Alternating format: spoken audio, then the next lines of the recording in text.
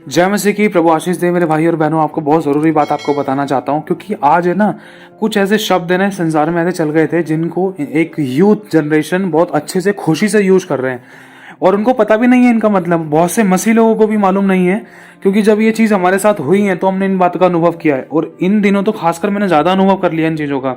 इसलिए आत्मा में कल ही आया था कि इस चीज़ के ऊपर वीडियो बनाई जाए ताकि लोग जाने, ताकि वो श्रापित ना हो, ताकि उनके काम, उनके नौकरी, बिजनेस, उनका धंधा रोजगार, उनकी जिंदगियां श्रापित ना हो, है ना।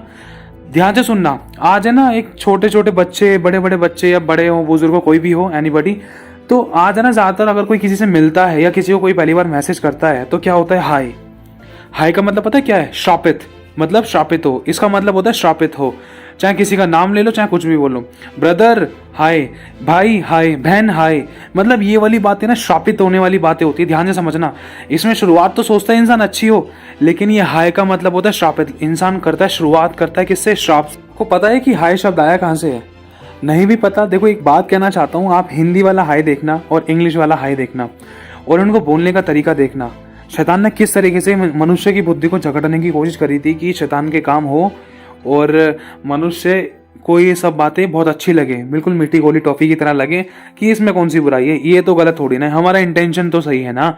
चाहे भले ही इंटेंशन सही है, चल, लेकिन पाप तो गलत हो रहा है ना, अंगीकार तो हो रहा है ना, वचन तो टूट रहा है ना, अनाज्ञाकारिता तो हो रही है ना। समझने की कोशिश करना। अब ये इंटेंशन वाली बात अगर कोई बोलता है, अब सोच कर देखो पहले के टाइम पर क्या क्या बोला करते थे बूढ़े बुजुर्गों को, या बच्चे बड़े बुजुर्गों को क्या बोलते थे? नमस्ते, नमस्कार, पैरी पोना, कैसे हो, नमस्ते बाबूजी, नमस्कार, नमस्कार बहन जी, नमस्ते दीदी, नमस्ते सिस्टर, नमस्ते भैया जी। और इस टाइम पर क्या चल रहा है? हाय। समझने की कोशिश करना शैतान ने किस तरीके से काम करने की कोशिश करी है। ये इंग्लिश और हिंदी में दोनों में सेम ही तरीके से बोला जाएगा। अब उदाहरण के तौर पर कोई व्यक्ति है, अब वो मार्केट में विदाउट ड्रेस घूम रहा है। समझने की कोशिश करना, उसका इंटेंशन अच्छा है कि वो किसी को पाप की नज़र से नहीं देख रहा है और वो सबको अपना भाई बहन मान रहा है, लेकिन दूसरे लोग जब उसको नंगेपन में देख रहे हैं तो क्या वो ठोकर का कारण नहीं बन रहा है?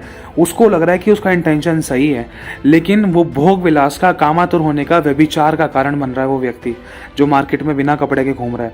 चाहे भले उसको अपने मन में लग रहा है कि वो सही कर रहा है, लेकिन परमेश्वर भी तो इस बारे में सोच सकते हैं। चाहे भले ही बेटा तुझे लग रहा हो हाँ तूने मन में गलत नहीं सोचा, उस बात के लिए मैं एग्री हूँ, लेकिन अनाज्ञाकारिता तो हो गई ना, तो दूसरों के ठोकर का कारण तो बन गया ना, भोग विलास का कारण बन गया ना, दूसरे की परीक्षा का कारण बन गया ना। दूसरे लोग अगर तुझे देख रहे हैं तो उनकी व्यभिचार के कारण परीक्षा होना शुरू हो गई ना। उन्होंने व्यभिचार में, अपने व्यभिचार को लेकर अपने मन में विचार किया और उसको अपने मुंह से अंगीकार कर दिया, या प्रैक्टिकली करने की बस इच्छा रखी और इंतजार किया कि वह कब प्रैक्टिकली हो। समझने की कोशिश करना। तो यही तो चीजें हैं। आज इंसान है ना बातों को अपने लिए घुमा फिरा कर लेता है कि यार इतना भी थोड़ी ना होता है मसीह में, यार इतनी सारी रूल्स और रेगुलेशन, इतनी सारी रिस्ट्रिक्शन। ये रिस्ट्रिक्शन नहीं है, एक्चुअली ये जीने के तरीके हैं। ये पवित्र और सच्चाई, खराई, ईमानदारी के जीवन के जीने के तरीके हैं। ये ब्लेसड लाइफ जीने के तरीके हैं। अगर आपको नहीं जीना है वो आपका चुनाव है, खुदावंद ने चुनाव पहले ही दे दिया है। परमेश्वर ने साफ ये भी बता दिया कि अंत के दिनों में कैसे लोग होंगे, कैसे शिक्षक और कैसे सिखाने वाले, सीखने वाले और आराधना करने वाले, प्रचार करने वाले, सबके बारे में पहले ही बता दिया। परमेश्वर सब जानता है, हमारे अंत को आदि से जानता है, लेकिन फिर भी परमेश्वर ने जो ये बातें पहले लिखवा दी है ना, इनको देखकर अगर हम नहीं सीखे तो उसमें हमारी गलतियां हैं। खुदा गलत नहीं हो सकता क्योंकि उसने पहले ही बता दिया है। आपके लिए कुछ वचन पढ़ देता हूँ। लिखा है 2 तीमुथियुस 3 अध्याय और पहली आयत में, पर यह स्मरण रख कि अंतिम दिनों में कठिन समय आएंगे, क्योंकि मनुष्य स्वार्थी, लोभी, डींगमार, अभिमानी, निंदक, माता पिता की आज्ञा टालने वाले, कृतघ्न, अपवित्र, दया रहित, क्षमा रहित, दोष लगाने वाले, असंयमी। असंयमी मतलब जो अपने शरीर पर नियंत्रण कर ही नहीं सकते, मतलब हर प्रकार की अभिलाषाओं से भरपूर है जो असंयमी, कठोर, भले के बैरी, विश्वासघाती, ढीठ, घमंडी और परमेश्वर के नहीं वरन सुख विलास ही को चाहने वाले होंगे। वे भक्ति का भेष तो धरेंगे पर उसकी शक्ति को ना मानेंगे। ऐसों से परे रहना। यह भी लिखा है कि क्योंकि ऐसा समय आएगा कि लोग खरा उपदेश ना सह सकेंगे, पर अपनी कानों की खुजली के कारण अपने लिए, अपनी अभिलाषाओं के अनुसार अपने लिए बहुत से उपदेशक बटोर लेंगे और अपने कान को सत्य से फेरकर कथा कहानियों पर लगाएंगे। मतलब उन बातों पर लगाएंगे जो भाई बात मुझे सुननी है, जो बात मुझे अच्छी लगती है, भाई मैं तो वही सुनूंगा। अगर कोई मेरे को किसी अभिलाषा के लिए रोकने की, टोकने की कोशिश करेगा, या मुझे बर्थडे पार्टी में जाने से मना करेगा, या मूर्ति का चढ़ावा खाने से मना करेगा, या मुझे डिक्स बियर बार में जाने से मना करेगा, तो भाई ऐसी चर्च में मैं नहीं जाऊंगा। मतलब ये चीज़ है, समझने की कोशिश करना। क्योंकि खरा उपदेश है भाई। जो मना कर रहा है वो हमारे भलाई के लिए कह रहा है, लेकिन जो इस बात में सह दे रहा है वो हमारी भलाई के लिए बात नहीं है। इसमें तो ये शैतान का काम है कि जो बंदा गलत कर रहा है उसको गलत ठहराया नहीं जा रहा है, उसको गलत बताया नहीं जा रहा है कि भाई तू गलत रास्ते पर है, गलत रास्ते सही पर आ जा। अगर उसको सही चेतावनी दी जा रही है तो वो बंदा अपने आप को और अपने प्राणों को बचा सकता है, वरन दूसरे के लिए भी आशीष का कारण बन सकता है। लेकिन अगर सामने वाले को चेतावनी नहीं दी जा रही कि भाई तू व्यभिचारी है, तू चोरी कर रहा है, तू इस चीज से हट जा, अगर सामने वाले को बताया नहीं जा रहा है तो बंदा तो और पाप में गिरेगा, वरन दूसरों को भी गिराएगा। के लिए एक छोटा सा वचन पढ़ देता हूँ। लिखा है रोमियो पहला अध्याय उसकी 28वीं आयत से, जब उन्होंने परमेश्वर को पहचानना ना चाहा तो परमेश्वर ने भी उन्हें उनके निकम्मे मन पर छोड़ दिया कि वे अनुचित काम करें। इसलिए वे सब प्रकार के अधर्म और दुष्टता और लोभ और बहरभाव से भर गए और डाह और हत्या और झगड़े और छल और ईर्ष्या से भरपूर हो गए और चुगलखोर हो गए, बदनाम करने वाले, परमेश्वर से घृणा करने वाले, दूसरों का अनादर करने वाले, अभिमानी, डींगमार, बुरी बुरी बातों के बनाने वाले, माता पिता की आज्ञा ना मानने वाले, निर्बुद्धि, विश्वासघाती, माया रहित और निर्दय हो गए।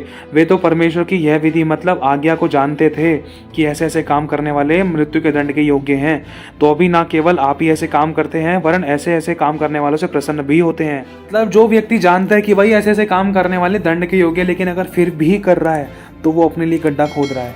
और अगर जिस व्यक्ति को इस बारे में पता नहीं है, उदाहरण के तौर पर जैसे आपको नहीं पता है कि व्यभिचार करना पाप है, तो अगर आपसे कई बार व्यभिचार हो गया या कई बार आपने चोरी कर ली, आपको पता नहीं है कि चोरी करना पाप है लेकिन फिर भी आपने चोरी कर ली, ध्यान से समझना, अगर आपसे कोई भी ऐसे पाप हो गए जिसके बारे में आपको नहीं पता था लेकिन आपसे वो गलतियां हो गई है, कंटिन्यूसली होती रही थी, तो उस गलतियों की एक तरीके से क्षमा मिल सकती है। क्योंकि जैसे एक छोटा सा बच्चा है, उसको नहीं पता है कि किसी की पेंसिल चुराना पाप है, लेकिन जैसे ही उसको बता दिया कि नहीं ये चोरी होती है, चोर करने वाले जेल जाते हैं, चोर करने वाले को पिटाई पड़ती है, जुर्माना देना पड़ता है, इसका भुगतान करना पड़ता है, क्योंकि वचन में साफ लिखा है चोरी करने वाले को 7 गुना बल्कि अपने घर का भी सारा धन देना पड़ेगा। तो जैसे ही अगर उस बच्चे को अगर आप पकड़ लेते हैं चोरी करते हुए तो उसको क्षमा मिल जाएगी। क्यों? क्योंकि उसको बताया नहीं गया, उसको नहीं पता है कि भाई चोरी करना पाप है। अगर उसको उसी समय डांट कर फटकार कर बता दिया जाए बेटा दोबारा कराना तो ध्यान रखियो, या तो जेल की सलाह के उनके पीछे, या तो खाना छीन लिया जाएगा, या तो पिटाई खाएगा, या तो जेल में बंद हो जाएगा, या तो तेरा खाना बंद कर दिया जाएगा, या तो स्कूल छुड़ा दिया जाएगा, या तेरे को गाड़ी नहीं मिलेगी, नौकरी बिजनेस कुछ नहीं देंगे बेटा तेरे को, तुझे अच्छा सा कंप्यूटर नहीं देंगे, तुझे अच्छी गाड़ी रिमोट वाली गाड़ी नहीं देंगे।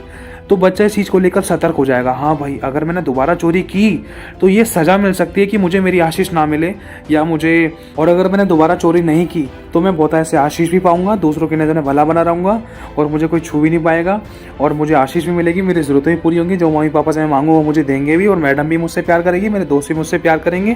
क्यों? क्योंकि मैंने चोरी नहीं की, मैंने भला और अच्छा काम किया है, और मेरा नाम भी होगा, मेरी इज्जत भी बढ़ेगी, और स्कूल के सब मास्टर प्रिंसिपल सब मेरे दोस्त और अच्छे मजबूत हो जाएंगे और अच्छे से गहरी दोस्ती बन जाएगी, सब मुझसे प्यार भी करेंगे। तो इसी तरीके से मेरे भाई और बहनों ये वाली बात आपको इसलिए बताइए क्योंकि कुछ ऐसी बातें भी सुनने के लिए मिली हैं जैसे समझने की कोशिश करना। उदाहरण के तौर पर एक बहन है, उन बहन ने हम बातचीत करी है, बातचीत करने के बाद उनको जब काउंसलिंग है उनको समझाया जा रहा है कि ड्रेसिंग सेंस से रिलेटेड कपड़े वगैरह को लेकर कि कैसे पहनने कैसे नहीं पहनने हैं और थोड़ा ढंग रखना है कपड़े पहनने का। तो ऐसी बातें कुछ सुनने के लिए मिली जिसमें कि ये वाली बात हुई कि चर्च में जो वर्शिप करते हैं उनके भी तो कपड़े ऐसे होती हैं, उन लड़कियों के भी तो छोटे कपड़े होते हैं। अब दूसरे को देखकर इंसान कैसे ठोकर खा रहा है, समझना। देखो शैतान किस तरीके से काम कर रहा है, एक विश्वासी को गिराने के लिए एक विश्वासी ही का इस्तेमाल कर रहा है, क्योंकि ये वाली बातें वही समझ सकता है जो आत्मिक हो, जो वचन से भरा हुआ हो, जो परमेश्वर की आत्मा की अगुवाई में चलता हो।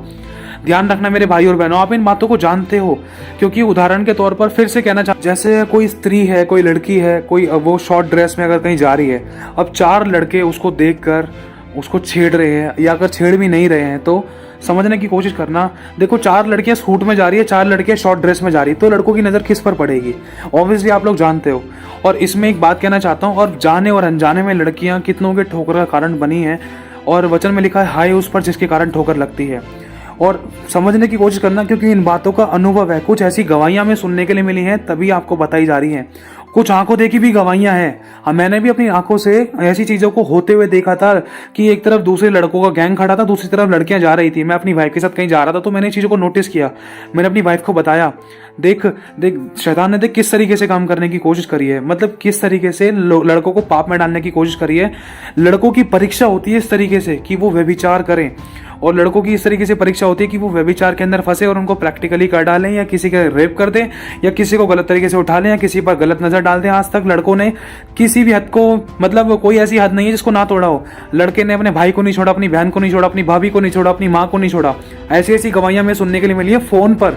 मैं सच बताना चाहता हूँ, ऐसी ऐसी बातें हमने सुनी है। इसलिए मेरे भाई और बहनों कहना चाहता हूँ, क्योंकि ऐसी बातें इसीलिए हैं क्योंकि लोगों के अंदर परमेश्वर का डर नहीं है, डर नहीं है। और अगर किसी को बताई जाती है, समझाई जाती है, तो ऐसी बातों को बहुत कम ही लोग एक्सेप्ट करते हैं। बोलते कि वो भी तो ऐसे कर रहा है, अरे दूसरा पाप कर रहा है, दूसरा कुएं में गिरा तो दूध थोड़ी ना गिरेगा कुएं के अंदर। अगर दूसरा पाप कर रहा है तो उसको देख कर है ना इंसान उस चीज़ को बहुत जल्दी सीखता है कि भाई वो भी तो कर रहा है। उसको देखकर इंसान है ना अपनी चाल बिगाड़ लेता है, दूसरों को देखकर अपने आप को ठोकर का कारण बना लेता है औरों के लिए। अब इसमें आप खुद सोच सकते हो कि उन लड़कों के परीक्षा होने का, उन लड़कों को व्यभिचार करने का कारण कौन बना है। और इसी तरीके से छोटी छोटी बच्चियों तक को भी नहीं छोड़ा था लड़के जात ने।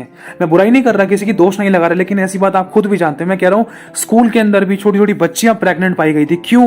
क्योंकि छोटे छोटे बच्चों के हाथों में फोन, ये भोग विलास की बातें, व्यभिचार की बातें, छोटे छोटे बच्चों की गर्लफ्रेंड होना, क्या ये सही बात है? ये सब चीजें कहाँ से सीखी हैं? क्या ये कामातुर वाली बातें नहीं है? कामातुर सेक्सुअल अडल्ट्री वाली बातें नहीं है? ये सब चीजें शैतान की इतनी सारी चालें हैं। जो एड्स में लड़की नहीं होनी चाहिए उसमें भी एड्स, उन एड्सों में भी लड़कियां आ जाती है शॉर्ट कपड़ों में। कई कई मूवीज के आप बैनर देखोगे ना, तब आप समझ पाओगे कि शैतान की कैसी चालें हैं और यूथ को उसने कैसे भरमा रखा है और यूथ को किस तरीके से पाप में डाल रखा था। वही यूथ जब उन बच्चों को जब माता पिता सिखाते समझाते, तो वही बच्चे माता पिता के विरोध में हो जाते हैं कि तुम हमें जीने नहीं दे रहे, तुम हमें खुशी से नहीं जीने देते, हमें अच्छे से कपड़े पहनने नहीं देते, हमें अच्छे से रहने नहीं देते, सोने खाने पीने बैठने उठने नहीं देते, और ना ही हमें किसी पार्टी में जाने देते, तुम हमें रोक लगाते। तो इसी कारण माँ बाप भी बुरे बन जाते थे। यही शैतान की सबसे बड़ी चाल है। उसके मनुष्य के घर के विरोधी ही उसका बहुत बड़ा वो बन जाते हैं, दुश्मन बन जाते हैं। घर के लोग ही उसका बहुत बड़ा दुश्मन बन जाते हैं। हम जानते हैं कि बहुत सारे पति ऐसे हैं जिनकी पत्नी होने के बाद भी दूसरी जगह मतलब रिलेशंस हैं, भले ही वो परमेश्वर के वचन को नहीं जानते, लेकिन फिर भी क्या ये इन चीजों का कारण नहीं है? समझने की कोशिश करना। क्या स्कूल कॉलेजेस में किसी का फोन ले जाना क्या अलाउड है? नहीं है, लेकिन फिर भी ले जाया जाता है।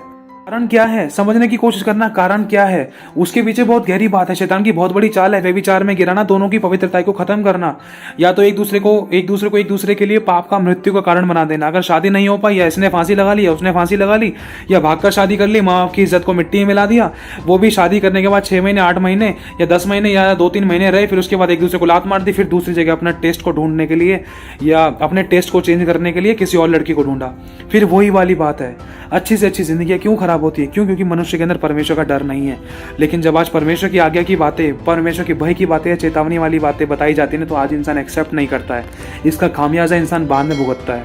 मतलब हर एक काम के अंदर शैतान ने मनुष्य के जीवन में कैसे कैसे काम कर रहे थे, हर बात को एक फैशन के तौर पर ले आया।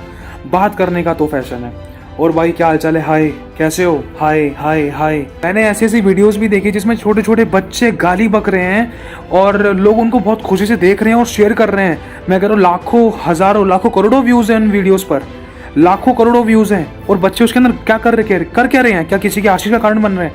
गालियां बक रहे हैं, और उन्हीं चीज़ों को इंसान शेयर कर रहा है आज। फिर बाद में कहते हैं हमारे बच्चे हमारे सर पे क्यों लाते मारते हैं, हमारे बच्चे हमें अपने घर में नहीं रखते हैं, हमारे बच्चे हमारे साथ गलत विरोध करते हैं, गलत बातें करते हैं, कोई बात करके राजी नहीं है, मेरा बेटा मेरे साथ ऐसे बात करता है, मेरी बेटी मुझसे ऐसे बात करती है, मेरी बेटी ने मेरी इज्जत मिट्टी में मिला दी। क्यों मिलाई? कारण तो यही है ना कि शुरुआत में हमने ही अपने बच्चों को ऐसी शिक्षाएं दी। अगर ऐसी शिक्षा में थे तो उनको पड़े रहने दिया, उनको हटाया नहीं, उनकी बातों पर हंसते थे, उनकी गलतियों पर हंसते थे, उनको डांटने की जरूरत थी, वहां पर डांटा नहीं। लिखा है कि तू बच्चे को छड़ी से मार, वह ना मरेगा, ऐसा करके तू उसके प्राणों को अधोलोक से बचा लेगा। लेकिन माता पिता, अगर शिक्षा देने वाला व्यक्ति अगर ऐसे काम कर रहा है तो वो अपने लिए गड्ढा खुद खोद रहा है। और जब वो बच्चे बड़े हो जाते हैं ना तो माँ बाप को समझते, ना तो अपने भाई बहनों को समझते, ना अपने रिश्तेदारों को समझते। बस ये होता है कि कोई मेरी लाइफ में रोकने टोकने वाला ना हो। मम्मी अपनी जगह, पापा अपनी जगह, पापा को पैसा देंगे, पापा शांत, मम्मी को पैसा देंगे, मम्मी शांत, और बाकी हम जहाँ मर्जी ऐश मौज करें, जहाँ मर्जी जितने मर्जी बर्थडे पार्टी में जाएं, किसी भी कंट्री में रहें, किसी भी देश में रहें, किसी भी शहर में रहें, कुछ भी काम करें, माँ बाप को चाहिए पैसा। बस एक ये इच्छा रहती है मन में, बस यही इच्छा रहती है कि कोई मुझे गलत काम करने से, कोई मेरे यारी दोस्ती में जाने से, ऐश मौज करने से रोके ना। भाई देखो माँ बाप, मम्मी पापा, देखो आपने अपनी ज़िंदगी जी ली है, मुझे जीने दो, ठीक है। अब मैं बहन जी बन के नहीं रहूँगी, अब मैं छोटा सा बच्चा बन के नहीं रहूँगा पापा, ठीक है। अब मेरे यार दोस्त भी हैं, थोड़ा पीने खाना हो जाता है यारी दोस्ती में, आजकल तो ये एक फैशन बना हुआ है, समझ रहे हो ना मेरे भाई और बहनों? समझने की कोशिश करना, छोटी बातें नहीं है। शुरुआत में लगती बहुत छोटी, जब ये एक नासूर बनती है ना, जब एक बहुत बड़ा कैंसर का फोड़ा बनती है ना, उसके बाद पता चलता था। इसीलिए मेरे भाई और बहनों इन बातों से समझ जाओ। संभल जाओ और दूसरों को भी अच्छी शिक्षा देने की पूरी कोशिश करो। जो बातें ये नहीं जानते हैं ना उनको बताओ, ताकि वो ठोकर का पाप का आंसू का कारण ना बने। क्योंकि कुछ टाइम पहले मेरे पास ऐसी वीडियोस भी आई हैं जिसमें छोटी सी बच्ची गाली बक रही है और सुना रही है कोई मतलब दूसरी लैंग्वेज में। मतलब अच्छा नहीं लगता ऐसी ऐसी बातें। छोटे छोटे बच्चे, प्रभु के बच्चों को देखो जो प्रभु के नाम पर विश्वास कर रहे हैं, वो आशीष का कारण बन रहे हैं, वो सुसमाचार सुना रहे हैं, वो चंगाइयाँ दे रहे हैं। मैंने ऐसी वीडियोस देखी जिसमें एक छोटी सी बच्ची ने, जो शायद अच्छे से पूरी पुस्तक भी ना पढ़ पाती, लेकिन उस लड़की ने सिर्फ ये बोला, be healed in the mighty name of Jesus Christ, stand and walk.